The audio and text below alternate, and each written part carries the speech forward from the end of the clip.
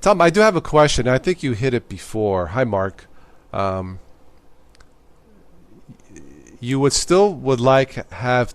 I think you said you want an option where nothing is sent, even the fact that they're being told that nothing is Hmm. sent because some people or Yeah. entities need complete, absolute privacy. Okay, Mhm. I'm a little clear that up for me. Why would anybody need total, complete, 100% privacy versus say 99.9% privacy? Anybody who is working in any activist, whistleblower, any of those type of things, many journalists as well, often need to use more security focused things. Now, in the past, Ubuntu would be a go-to distro. For example, I mean, of course, this is a more of a negative example, but Yeah. realize that the Silk Road was run from Ubuntu. The guy that used it, his username was Frosty. His everything was Frosty on an Ubuntu computer.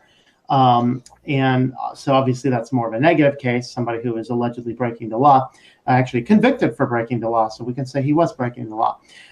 But there are certainly legitimately people who need that degree of privacy. And this is Linux.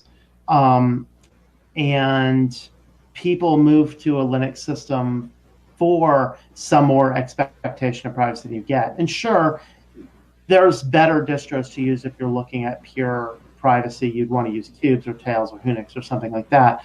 Probably more Cubes or Tails. But still, Yeah. if a user is saying do not collect data, the mere fact that you're collecting data that says not to collect data Right. is Yeah. already violating what you are saying to do. And that's, for me, there should do two things. I'd be perfectly okay with it. Number one, you need to make it opt in only. And number two, you need to make it so if you do not say you're not collecting data, you don't collect the data, period. And of course, the third thing is don't even install the things that would collect data if you say no. And that's what that So, is. okay, that sounds reasonable to me. Tim will probably agree. So, how do we fix that again? How does Ubuntu fix that, as it were? How Well, do they?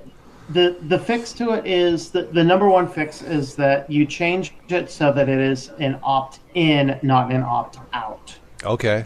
Okay, and Yeah. that's easy. Number Yeah. Yeah. two Hmm. is you simply do not install the applications that do any data collection at all without that explicit opt in. Right? All right, but so to play mediator here, do you? I see what Ubuntu is trying to do. Can we justify what they're trying to do in any way, even a little bit? To say, okay, I know what you're trying to do to make the Ubuntu better for all of us in the future on usage, or is that completely, absolutely not necessary what they are collecting? Period.